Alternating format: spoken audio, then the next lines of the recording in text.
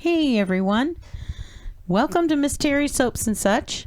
This video is going to be a little different than my normal tutorial type video because you will be seeing a tutorial. You're seeing it now up on the screen. You're seeing me make soap, and you are going to see a few text prompts there that just show you the colors I'm using, the fragrance, that kind of thing, the soaps I'm using, but not a lot of my normal detailed instruction because today is my Q&A. You've asked me a lot of questions and I'm trying to answer them all. We'll see what we can get through today, but I'm going to try to answer all of them. If you have further questions, of course, you know you can always comment and find me on YouTube, Facebook, Instagram, etc. And I'm always happy to answer your questions. So today we have a special guest. Mr. Soaps and Such is going to be my interviewer. He's going to ask me your questions, and I'm going to try to answer them. Hello. How are you? I'm good, Mr. Soaps and Such. How are you? I'm fine. I'm just making sure that I can read the questions from this distance. I'm at that age where, do my reading glasses? No, I don't need those for this distance. That's where I'm at in life right now. So, hello everyone. I'm glad you like my thumbs up and hand gestures. I appreciate your ongoing support. It means a lot. No, it really does. It's fun. And this will be interesting.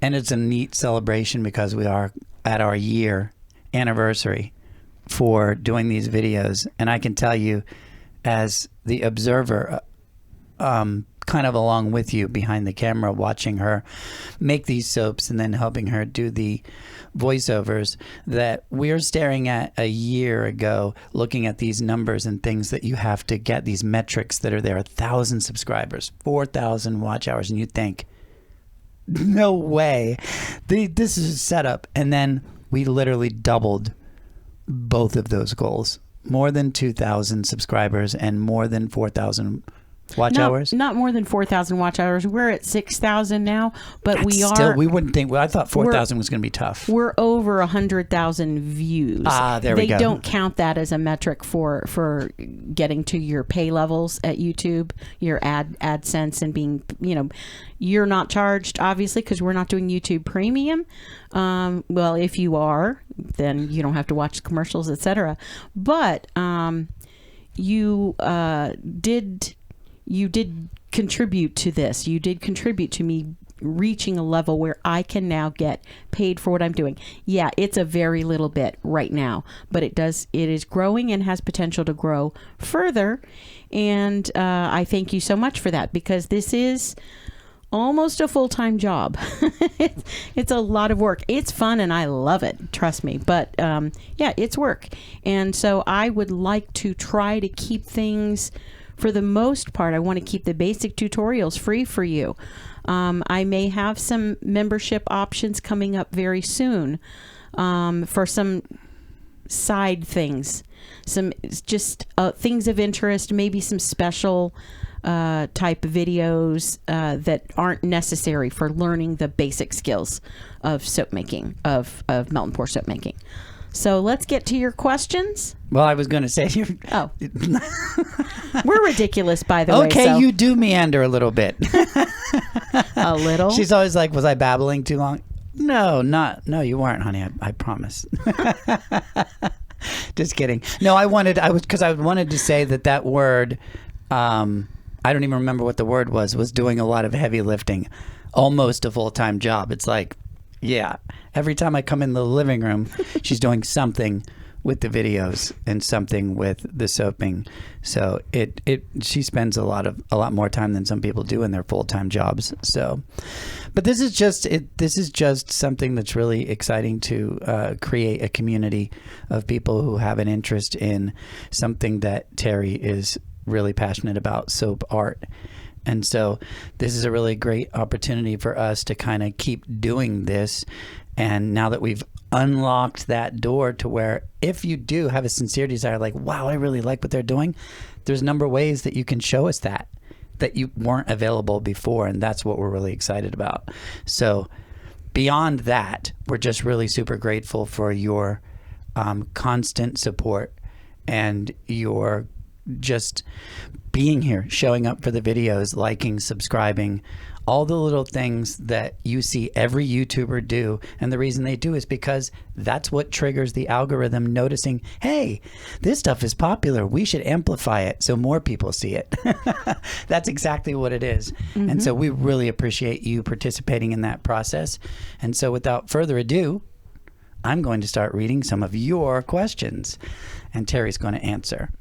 Miss Terry, your first question is coming from On a Wing Farm 9576. I'm not going to say the @ symbol. How do you keep your fingerprints off soap? I notice you use an alcohol spritz often. Does this help?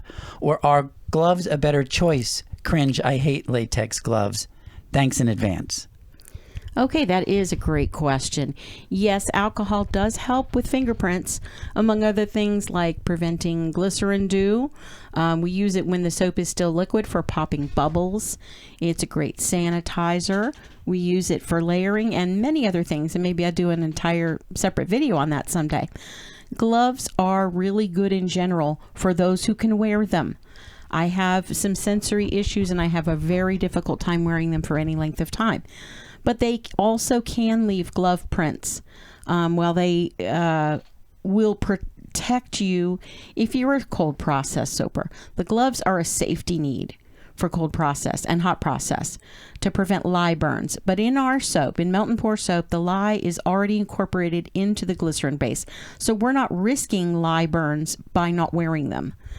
I want you to, if you're concerned about this, I want you to watch some cold process soapers, some professional ones, on YouTube, and frequently, especially when they're making their cuts, they frequently do not wear gloves during the cut because saponification is complete at that point. And you'll watch, they'll cut and they'll use their bare fingers to smooth the edges. And I've even heard a couple of them address it and say it's soap. It's not going to maintain anything that you're putting on it, although you should have impeccably clean hands, which if you knew how many times a day I wash my hands, you'd laugh at that. But anyway, I spray with rubbing alcohol, and I do wipe with a lint-free cloth, sometimes a paper towel depending on what I have available, and then I do always spray again before wrapping. I sometimes even spray in between that when I'm trying to get them to dry out, which is a discussion we'll have a little bit later. Next question. Yes. I was practicing pronouncing it in my head. Okay, Ms. Terry, your next question comes from Anonymocenta 4439. We would have also accepted Anonymocenta 4439 if that's a more appropriate pronunciation. This is a 3-part question. I'm going to start with the first one. Do you have an art background? Yes and no. I have a background in performing arts as a professional. That is musical theater, voice, dance, etc. And it is related because in my studies at Shenandoah Conservatory, we did have to study things like design and costume and makeup and scene design and light design, etc. So the basic design principles, yes, I have had some background in that. As far as taking a bunch of art classes, not necessarily, but I have been making art all my life. Awesome. That is actually true too. You have been. Your family is very artistic. Yes. Your mother was artistic. Your father is really creative and artistic. He's done a lot. Your sister and your brother, whole family. We're all crazy. Hey, I reject that. I'm artistic and okay, well maybe it is. There's something connection. But question number 2. Do you have any other artistic background for pottery, crafts, painting, knitting, sculpture, epoxy, and etc.? Yes and no. No for pottery and some of that type of thing. I'm terrible with knitting or any kind of needlecraft. I don't even try. I have some sensitivities that keep me from doing things like epoxy. And that is one of the reasons I don't do cold processed soap. The lye smell, and it's just too much for me. But I had a business with my sister, and later a separate one by myself, making jewelry. And the first one with my sister was carving and creating our own designs in jewelry. So we weren't doing beaded jewelry, which is what I did later. We were creating designs from our little heads and carving it out of friendly plastic. If you know what that is, that's really going to date me. But we used it differently than most people were using at the time. And we created some really interesting pins and earrings and sets like that. And I guess the other background for that is I dabbled in paints and pastels, etc., because my dad was a dabbler, and pastels were his favorite, but later he tried some acrylic paint, and down the road some oil paints, etc. And as a kid, we would kind of get our own pad and go along with him sometimes and try to do our own. There was a lot of art in my growing up in my family.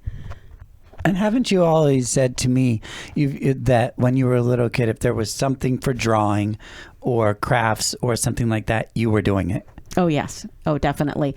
My mom used to joke and say that Terry would never be bored, because if you put her in a plain room with no furniture, no toys, nothing, she'd create designs in the carpet by twisting the fibers together. And that's true. There was always something I was occupying myself with making or creating. And speaking of, question number 3. It's almost like you should be doing this. How do you exercise your creativity muscle? That is an awesome question. And this is something I have considered doing as part of a membership paid type thing, because it would be a little side venture from soap making, and that is doing a series on creativity and how to bring out your creativity. I can give you some real quick basics now, but I won't go into a whole long thing about it. You want to be very observant of the world around you and look at it with various things in mind. Start noticing your colors, start noticing what things you're drawn to, texture, light. How does light play on things? And then you want to also do things that keep your mind moving in the right direction for creativity, which is relaxed. Yes, you can. Some of the best art comes from angst, but learning to meditate or let your mind go on occasion from what you're normally absorbed with can be a very helpful thing in creativity. And excellent answer. Thanks. Sorry, I thought you would do your normal, going a little longer than expected, so that I could figure out how to mute your laptop, which is what I'm reading the questions off of. Oh, sorry. Because it keeps dinging. Anyway, if you hear that, I'm sorry. I could not. Oh, there it is. It's muted. Okay, so next question comes from T Cooper 802. Question: as I'm new to your channel, please share how you got started with melt and pour, and what was your go-to video when first learning? Thank you. Okay, that is an excellent question as well. I got started about, I got started about, how long have we been together? 8? Since 2015. Okay, so 9 years, basically, almost 9 years, I think, because it'll be in August. Okay, so then I got started about 6 years ago, 5-6 years ago. And try not to make this a huge long story. My dad had stage 4 melanoma, skin cancer. And this was back in, he had it in, let's see, around 2003, I think, 2004. 2004, 2003. It was not long after my mom passed that he had a spot and was diagnosed with it. And he ended up doing an all-natural treatment, and part of his and he's alive and well, by the way. And he was told to do things like avoid soaps and shampoos that were from the store. And he was told to look at the chemicals that were in anything he put on his skin, as well as what he was putting in his body. But that made me start evaluating things. I have extremely sensitive skin, and my skin is irritated at the slightest drop of anything. In fact, I can't wear sunscreen, which I'm a very pale redhead who lives in Florida. So I don't go out much. I can't, it burns my face.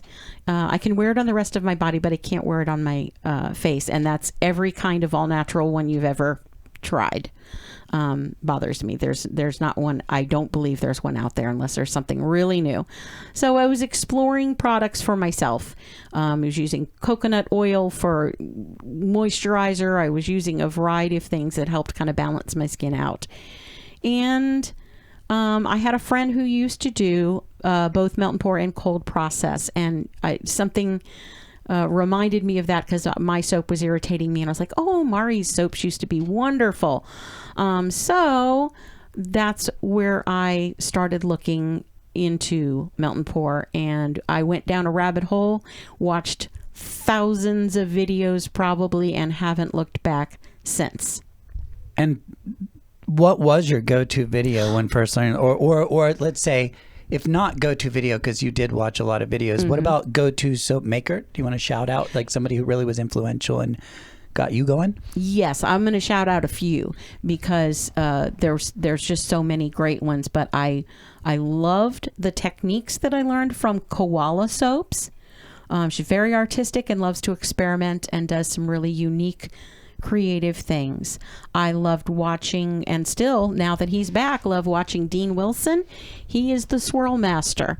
He is also great at experimenting. That always gets me because I love to experiment as well, and I love to see what things will do and what will happen if I do this.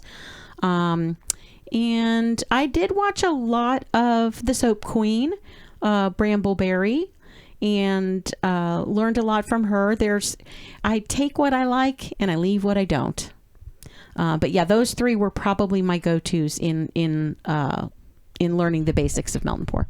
Yeah, no, they were. We're glad to have Dean back. How do I know these names? It's so fun. That's how many times I've been sitting on the couch next to her. All right, I gotta know their name. Oh, what are they up to? It's fun. It's fun. I've we had followed several. Jerica and her husband's move to Washington State. That whole thing was interesting. I've had several of my followers say that their hubbies watch with them as well, and actually are starting to have an interest in creating soap themselves. Wow, that is interesting. No, it is because we've been talking about doing a series. Can I tease it? Yeah, go for it. I've been asking her to teach me how to make soap, and since there's so many beginner soap makers out there that want to learn as well, and maybe some of the guys might feel more comfortable if they saw me go through that process.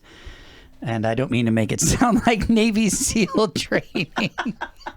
That's what was it like that first time you melted soap? But seriously, we are planning on doing that series. It's probably going to be part of our whatever membership offerings or however we're going to do that. Yeah. We've been talking about that, and we're probably going to communicate with you all when talking about those type of things when it comes to membership levels and what you get for this or that, because we don't want to create levels that you're like, well, that stinks, we don't like any of that. We want it to be part of it's a symbiotic relationship that we have together, and so we want it to be something you want and that creates great value. We want it to be value. That's the word I was looking for, because why would you fork over money if there's nothing of value to you? Yep. And so I'm going to learn how to do soap, and then hopefully start making some of my own beginner videos if possible, if it catches on. Maybe we'll even talk about soap. I'm liking this conversation. Down in the comment sections, if you could just let us know what you think of us both being on the video and talking. We'd really love to hear that. Awesome. Thank you. Yeah, that'd be great. Yeah, just something to talk about. Let's see. So next question is Custom Suds Soap Co. Company. Yeah. Custom Suds Soap Company. Where do you get your inspiration for all of the soaps you create? I struggle coming up with ideas for color combinations and designs. Those are great questions. I tend to get a lot of inspiration from nature and from, I'm a very happily a Floridian. I grew up here, born and bred, and I love the environment. I'm on the Gulf Coast, and the beaches are gorgeous.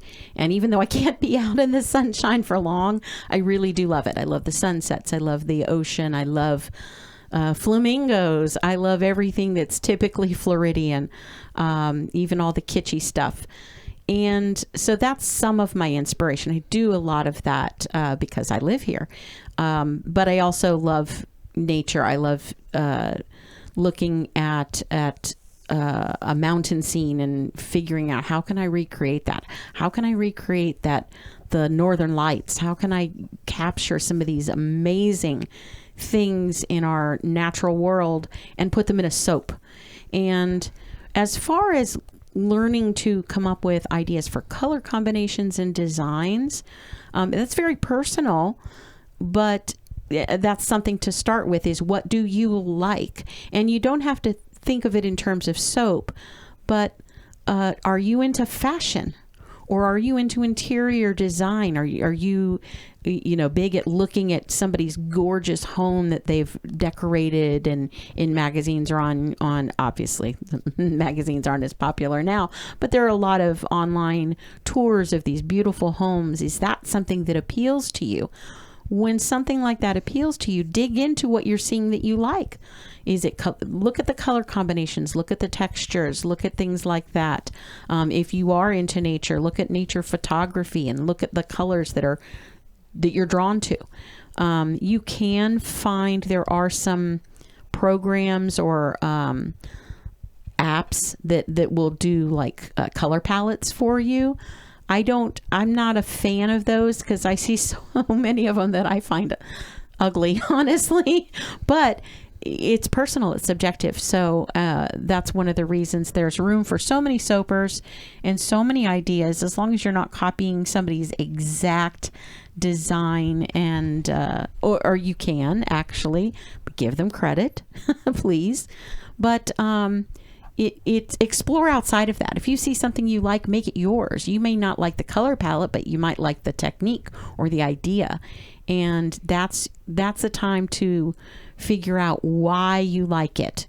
What do you like about it? And that goes with everything. If you're into culinary things, look at color palettes for that too. But look at the good stuff. Look at the good YouTube videos or Instagram pics, Instagram accounts that have gorgeous photos, and see what you're drawn to. That's going to be your best bet for finding those color palettes, and it will spark ideas for you, I promise. Yeah, I have a Tiffany lamp or 3 that were my mother's, excuse me, and she passed away in 2020. And not from COVID, but she still passed away in 2020. And some of the items, the Tiffany lamps, when I was looking at it, especially the one I have in my room, is like, I'm like, that's a soap. If you look at that, what if we did like a soap for her and a soap for your mom too? Because we both our moms have passed. And we thought a good dedication like that would be neat. So there's an idea too, like a dedication, things that have personal meaning to you and things like that. So that's a great point. I was just thinking about that, like that I was getting coming to you with ideas. Well, what if we did one like this? And Chihuly is another one that you...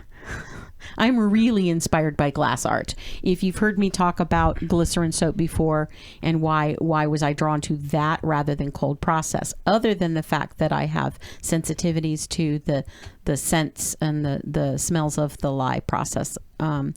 It's the clarity. It's the design. As a child, I was drawn to colored water, colored beads, glass art, anything with clarity. And it's just, that's just that was just part of me growing up. I don't even know where it came from, but I've been fascinated with it. And of course, anything sparkly too. I'm sure that has something to do with the Wizard of Oz. I really wanted those ruby slippers, but anyway, that's glass art has been also one of my big inspirations. And yeah, memories. I do have many memories I want to make in soaps. Excellent. Okay. I love this next question. Rebecca Fisher 1558 asks, would you ever consider doing a class or in-person thing for people who are close or near your area?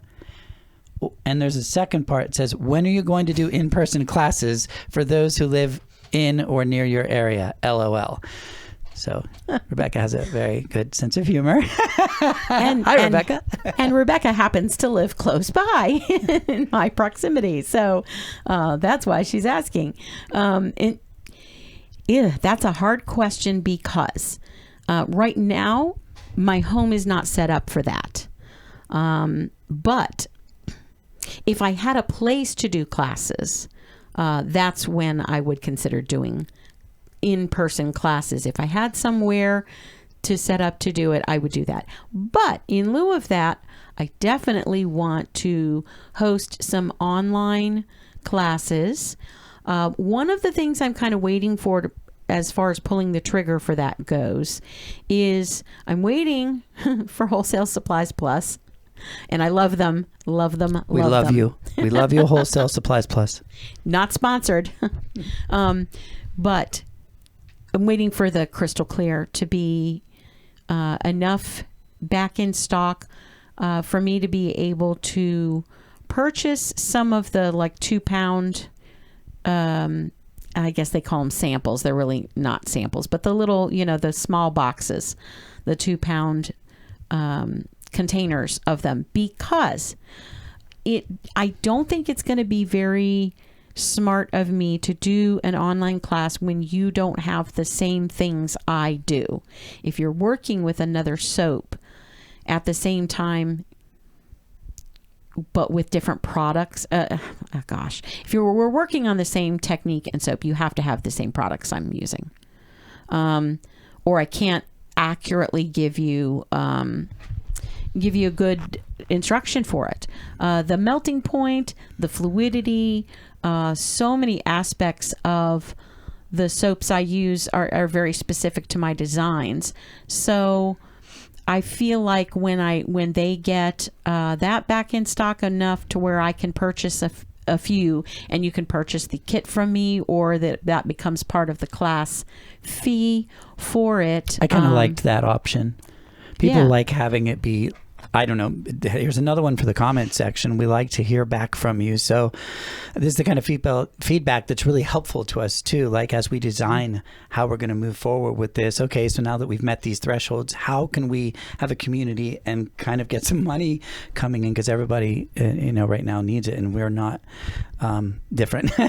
So, and that was one of the things of having a class and having it part of your kit be part of it, so that you're all working with the same thing. Because if you're working with a class and then you're like, I'm sorry, Miss Terry, I don't mean to interrupt, and then whatever your thing is, you literally don't have the same thing, that's going to take the whole class in a different direction. But if everybody has the same kit and I'll probably be doing one at the same time too, if we're all doing it together, then you say this, then it's easier to point right to that, and everybody's working with the same materials. So Yep. Yeah. And I definitely plan on doing the online classes once I get the product.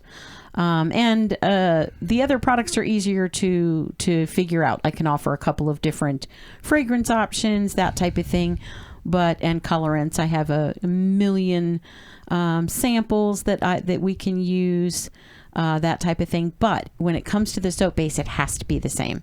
So yeah, and there may be a time I'm willing to do an online class with how to use a detergent-free soap that I can find that I like, but it's not going to be a lot of the designs that you want to see, because most of what I do is using that premium Crystal Clear. Now I am, and there's a future question I think coming up that talks about this a little bit. I am working to try to figure out some workarounds for finding a way to continue to make soaps and continue to make tutorials. If I run out and then I can't get more, we have to do something. And you're running out. You don't have it. I know this because I've seen you online, commenting and begging, where can I find premium crystal clear? We're all feeling that, those of us who use that type of soap. So there are some optional things to do, and I am going to address that soon because it's coming up in another question. Yeah, and we actually had, just to BTS behind the scenes a little bit, we actually have some local places that we've gone and said, hey, we'd like to drop some soaps off here and see if they'll sell in person and like that. And one lady that we went to her store, and one of the things that she had said was, we'd also love to do classes and things here and stuff like that. So that was, it's not like that hasn't been in consideration. It's just like finding the place and then having the materials. That's it. Yeah, getting it all together too. But it's not like directly just avoiding it for the sake of avoiding it. You know, I mean, we thought about it, but then a lot of things happened. Yeah. Well, I won't go into that. Yeah. So, Mrs. Ortiz, please. I like that. Mrs. Ortiz, please. Question: I've been working with melt and pour for over 10 years. I have always tried to get those cool swirls like CP soap. Is that possible? Awesome question. I tried so hard to do that when I first was starting, because I did watch a lot of cold process soap videos as well. Royalty Soaps was my first one go-to, but I've watched them all because I love it. It's fascinating, and I think it's very important to also learn about that process so you understand how your soap is made before it comes to you. Yes and no.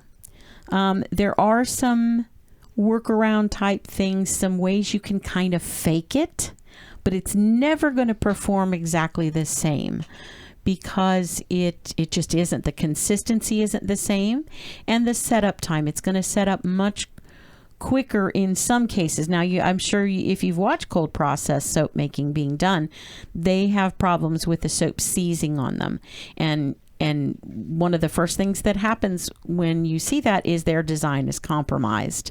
Well, and it's the same with melt and pour. Once it starts going, if it starts to seize up, yes, you can reheat it, but if you're in the middle of a design and it's seizing up and you're trying to move it, which that's what swirling is, moving the soap, you're going to have a problem. That's one of the reasons I came up with my marbling technique that you may have recently seen, my pink marble soap. It's a way to get a swirl look that isn't using cold process soap.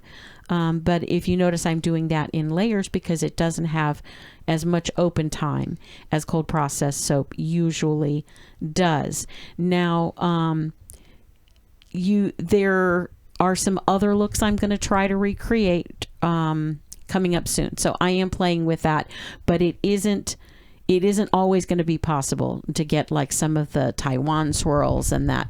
It's I challenge anybody to do it, because if you learn how, please let me know. I would give my left toe for some of those beautiful swirls they create. But in the meantime, we'll make it happen our way. All right.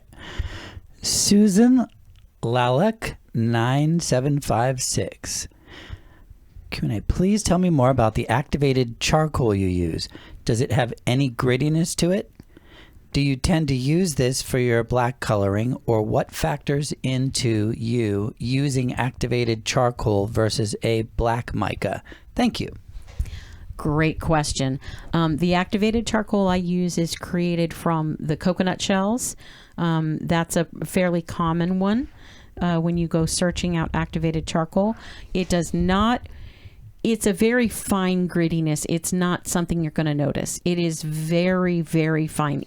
The powder is so fine that you probably should wear a mask when handling it. If you're not careful, it's going to puff up in your face. So no, it's not gritty really. It does have a very interesting consistency. That's why I say a fine grittiness. It's definitely separate pieces, but it's not gritty on your skin at all. I use this a lot for my black coloring, and I mix it into vegetable glycerin to disperse it. You can also use alcohol to disperse it. It disperses quite easily in either one. I use the glycerin because I like to have it dispersed, so I can, because I use it that much. I use it quite a bit. And that way I can just keep it in a bottle. The alcohol would dry up if I just used alcohol.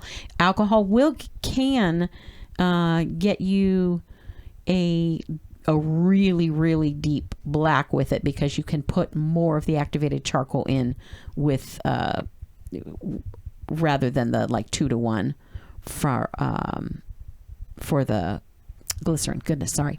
The differences between activated charcoal and black mica. I do use black mica sometimes when I want the look to be shimmery. Activated charcoal is a deep, dead black. It is like a vacuum. It is, if you put enough of it in. The other thing is it's great for your skin, and we can't say that as melt and pour soap makers. You can just say it cleans you. It's cleansing, but it is really cleansing. It draws out impurities. Well, I won't even, but it does things for your skin. It's a great skin feel. There are people who don't like it because that and black mica, if you use a lot of either one, it can color your suds a little bit. I've never had a complaint, and I use quite a bit of activated charcoal in mine. It's known for being helpful for, and don't tell anybody I said this, it's known for being helpful for acne, that type of thing. It's a little bit drying. It's very, very cleansing. I usually just call it a deep cleansing soap, or a very effective cleansing, that type of thing. You have to kind of play with your words a little bit, but most people who are looking for something like that they know activated charcoal does that. So if you just say it's a charcoal soap or an activated charcoal soap, most people know what's in it. So yeah, I prefer to use that, but sometimes you want the shiny, sparkly or pearly look. That's when you go for the black mica. The black mica and charcoal, just a side note, you will never get black if you don't use clear soap. You're going to get gray if you put it. I know it seems silly to say this, but it's easy to forget. I'm using a goat milk soap. Oh, it's white. It's going to make a pastel. Any mica that you're using is going to be pastel in white soap. So use clear, and then choose which you like better. All right. Crystal Marie 26 says, I was wondering, have you ever made felted soap bars with melt and pour? I'm trying to get answers, but no luck. If you have, do the bars last longer? Okay. I have not. I've watched some fun tutorials with people doing it on cold process soap, but I do believe that I have a friend in one of our soap groups, or probably in several of our soap groups, because a lot of us are in multiples, who does this.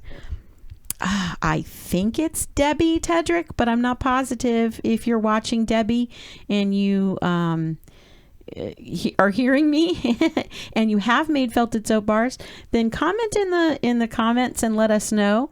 I don't know if they last longer, but I know they've been made. And if you have made them and you're not Debbie Tedrick, please also comment in the comment section. Thanks. On behalf of all the guys sitting next to their significant others, what is felted soap bars? Oh, what are they? Great question. It's you take a wool, wool fibers, and which is what felt is created with, and you wrap it around the soap in a way that completely encompasses the soap. And then you can also, if you're really, really clever, you can do felting is using a needle to create designs with different colors of that wool. So you can kind of poke it in there and it attaches to the other felt that's there and creates beautiful designs.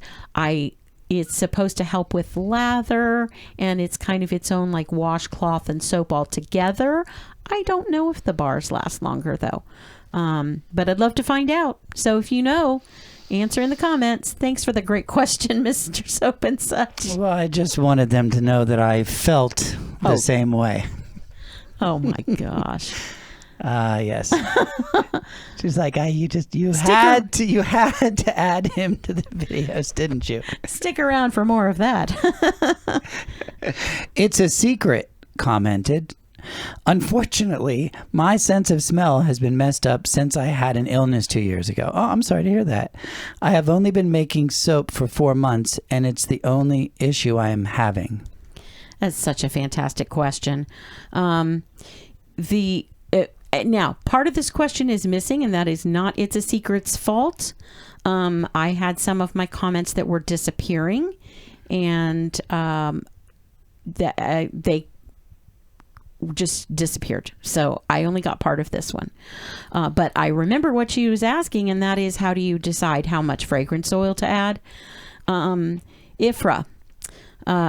IFRA is the International Fragrance something Association.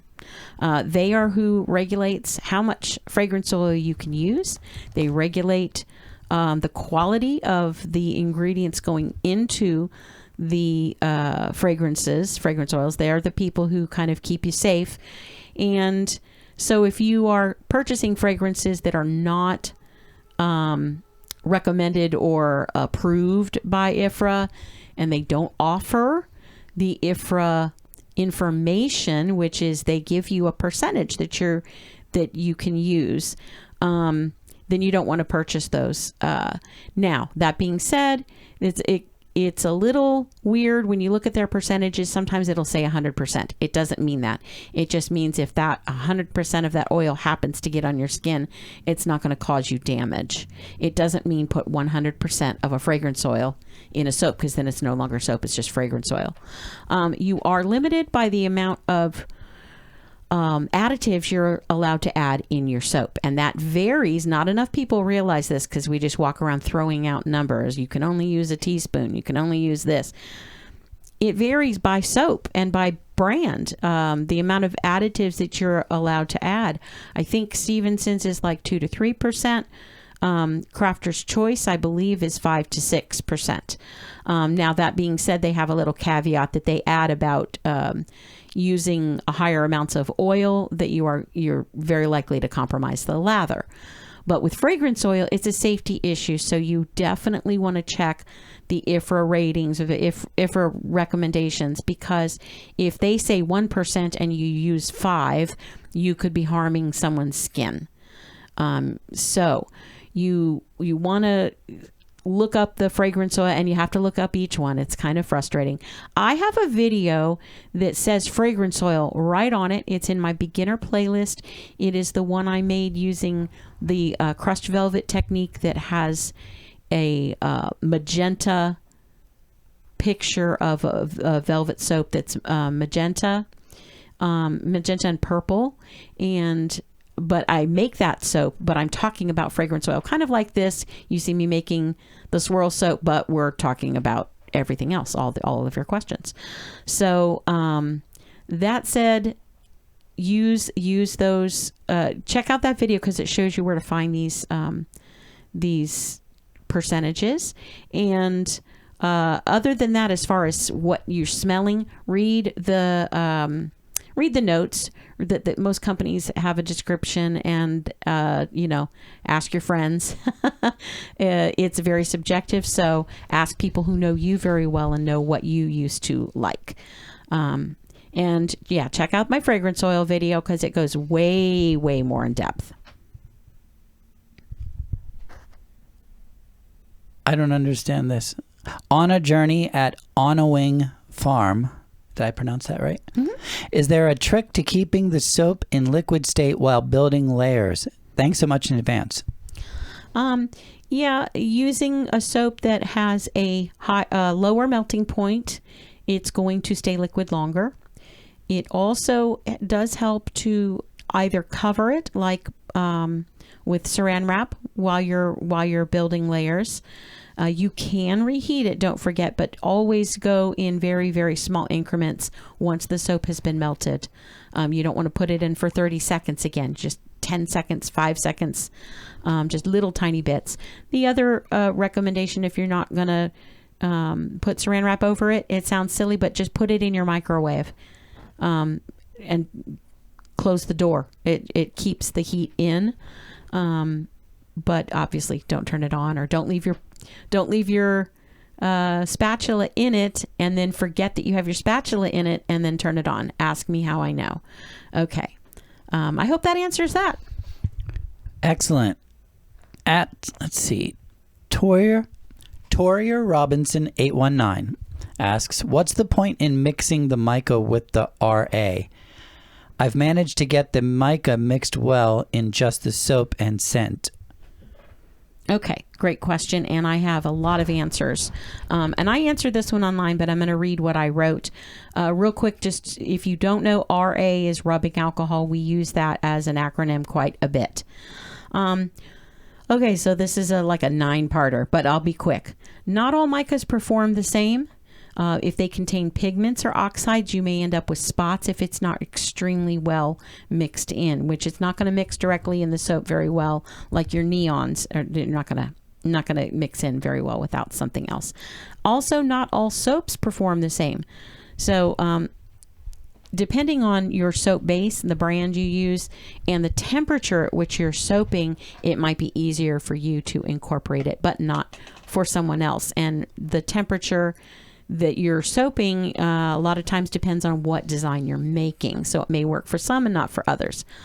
It is a time saver, the alcohol, because you don't have to stir as much when you have RA. It just blends right in and it quickly moves in your soap and incorporates, which if you're doing intricate pours, very time sensitive pours, or you're making videos, that's a very helpful thing to have. There are quite a few people who will disperse fragrance oil, disperse their mica in fragrance oil. That works well too. But then if you want to add more mica, you might not be able to add more fragrance oil due to the IFRA recommendations. So that's just something to keep in mind. Doesn't mean you can't do it. If you know exactly how much mica you want, pop it in your fragrance oil. A lot of people do. Some people like to use glycerin, which also works fine. I use it again to disperse my titanium dioxide and my activated charcoal, and there's nothing wrong with doing that. For designs like my pink marble swirl, marbled galaxy, and nebulous soaps, there are certain effects that are only achievable with alcohol. If you watch those videos, I point out when I'm using the mica in alcohol, and you can see how the colors spread in the soap. It moves differently and just gives a different effect. The advantage of rubbing alcohol over glycerin is that the alcohol is going to evaporate when out of the soap. So and sometimes if you're using glycerin, depending on how much mica you're adding, you might add too much. Most soap brands are really forgiving with that, but if you add a huge amount, you might affect the lather, or sometimes the glycerin do. And there's a few more here. Did that get cut off? Oh, I see. That was 2 in 1. Okay. So if you need to add large amounts of mica and you're just stirring it directly into the soap, you can get spots or clumps that have not stirred in as you're dispersing it.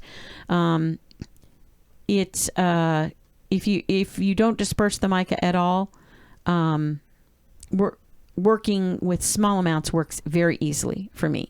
I've shown you that in a couple of videos, so I don't always add disperse it in alcohol myself. So the conclusion, basically, this is a personal choice. It depends on what you're making, the brand you're using, how hot you're soaping with, and the effects you're looking for. There are many ways to mix in your micas with your soap, and none of them are really wrong unless you're adding a bunch of an additive, like trying to use a carrier oil, or you're adding too much fragrance oil. And just be aware that can mess up your design if it leaves spots, if it's not dispersed in anything. But if you have found what works for you, go with it. That's one of the areas you have some wiggle room with. Okay. Susan Ravella, 6261, asks, concerning the combination of different types of melt and pour in a project, do they need to be similar? Is this the reason why my layered loads of shea base and clear base always fall apart? Great question. They do need to be similar, and it's helpful that they are the same brand. Using different brands, they don't always want to stick in layers. The Shea base is a little bit of a special base in that it doesn't always act as you think it's going to act, but I do believe it can be layered. I'm pretty sure I have done that. It just needs to be hot enough. It needs to be the right temperature as you're layering. So have it fully set up, add your second layer pretty hot, but add just a little bit of thin layer. You may have seen me doing this. Add a thin layer enough to cover the piece you're trying to cover, and then spritz with alcohol, and then go ahead and add a little bit more. And so it doesn't completely melt the one underneath. You allow it then to cool, and you can add it cool a little bit as you're pouring, so it's not all. If you add a thick layer of something hot, it's going to melt the layer underneath. If you add a thin layer, spritz it with alcohol, it has enough heat to it that's going to adhere it, and then you cool your other soap down a little bit, or add it a little bit at a time. You're going to be successful with that. Now, some of the other things that can cause your layers to come apart is spraying too much alcohol before you pour your other layer. There are people who say scratching does help if you want to, use a knife or some kind of a tool and make a little bit of scratching. It can help. I don't usually do that. I do it on occasion when I'm attaching an embed, something like that, to the outside. Okay, now all of these questions are also from Susan. She asked many questions. She's a very loyal follower and keeps me on my toes with the best questions ever. Awesome. Next, how can you tell if an older embed is still viable or has turned into melt and plastic instead of melt and pour? Melt and plastic. I've never had one that's not viable. It will dry out. And the only consideration you need to make there is if you're embedding it into something where it might break off, like sometimes if you're embedding it on the top or something like that, it may not adhere as well. I would, again, pour it a little hotter, and it's going to make sure there's nothing on the outside. Make sure it hasn't collected any kind of dust or glycerin dew, so clean it off very thoroughly. But yeah, I store mine in baggies. But yeah, there should be no reason you couldn't use really old embeds, in my opinion. And about glycerin dew, if it comes back even with a fan and dehumidifier, well, how do you make it go away? There is sometimes actual sugar dew inside the wrappings of finished soaps, and that is really unnerving. Yes, glycerin dew is a frustrating thing. Living in humid Florida, I fight it a lot. You want to spritz with alcohol. As soon as it's cut or made or coming out of the mold, to spritz it with alcohol. You have to make sure that there is a lot. Fan and dehumidifier are great, but if you're not spritzing with that alcohol, you're still going to get glycerin dew if you're in a humid environment. The fan is almost more important than the dehumidifier because you've got to keep that air circulating. I turn them, I spray them again, I allow them to dry out before I wrap them. If it's a really humid day, when you're making them and removing them, you might consider spritzing them really well and popping them in a sealed bag for a couple of days until it's a little bit less humid out. Like particularly on a day if it's actually raining outside, that's when I have the most problems. But dry it, spray it, dry it, spray it, back and forth, and it will eventually it'll develop a little bit of a skin. You can remove it. If it's already developed, you can remove it with alcohol and a clean lint-free cloth or paper towel. It takes a little bit of work, but it can be done. And then be sure to spray it again after. Last one. My last two designs of embeds in clear domes fogged badly, even though I only scented the embeds and base. Do I need to add something like clay to keep that from happening, or will that make it worse?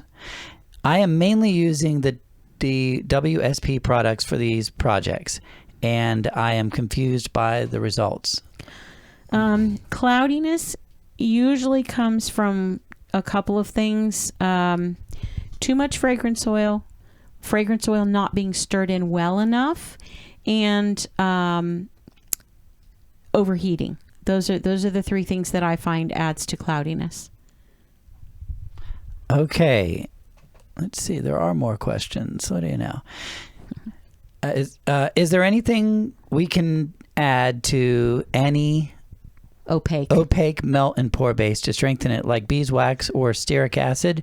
Does clay stabilize it in any way in terms of either breakage, humidity / dew formation, or melting point in the finished soap? Definitely clay works very well in giving you a harder soap and stabilizing it as far as the dew formation as well. Not sure about the melting point of a finished soap because I've never had problems with my soap melting after I've made them, unless I'm using a heat gun to shrink wrap, which I don't do anymore. I hate the shrink wrapping. I can't do it well. Real quick, beeswax is not advised, as that will make your soap softer. Stearic acid, I do believe some people use it. I have not, and so I may experiment with that down the road. Can we make a duochrome mica if they have different particle sizes, or is duochrome one size particle with two colors in each particle? That question sounds dumb. I tried combining strawberry moonshine and sparkle sunshine, and it didn't work well, but still made a pretty rose gold. Two of my favorite colors. You can't really make a duochrome. It's a very specific process that's very different, and you can get some pretty looks by adding some of the environmentally friendly glitters or the glitter like micas, but it's not going to really be the same. It's more like I believe it's more like you described, with two colors on the same particle. Okay, I have been using the WSP Premium Crystal Clear and Extra Clear for over a year and was happy at how consistent the results were. But now, with a clear soap base shortage both there and at Nature's Garden, I am hoarding what little I have left. While exploring other options, there are some products that satisfy the need for highly clear soap, but are very high temperature, 150 to 160 degree Fahrenheit melting point. Although this might resolve some of my issues with damage due to heat, I am unfamiliar with the drawbacks of using a high melting point soap. Any thoughts? Lots of thoughts. I feel your pain, my friend. Yes, the high melting point soaps are more difficult to use, in my opinion. Doesn't mean they can't be used, and I will be doing some videos on these coming up soon because I'm going to try to be adapting some things as well. It seizes much quicker. The higher the melting point, the faster it sets up. It kind of seems like an oxymoron, but that is the case. Your bases that melt at a lower temp are going to stay open longer. They're going to stay fluid for a much longer time. So if you do intricate soaps, then you're going to have a difficulty with the higher melting point. It's not impossible. It's just much more difficult, to a point where I kind of just stopped using the higher melting point bases for the most part. It's still, there are some designs you can do. So it's kind of, you're going to have to play with it a little bit. Hang in there, because I am going to probably do a video on this specific problem that we're all having with both accessing a clear soap that we can work with and stays clear, and also learning to maybe use some of the higher melt soaps with a little more finesse. Okay. Is this the last one? I don't know. Yes.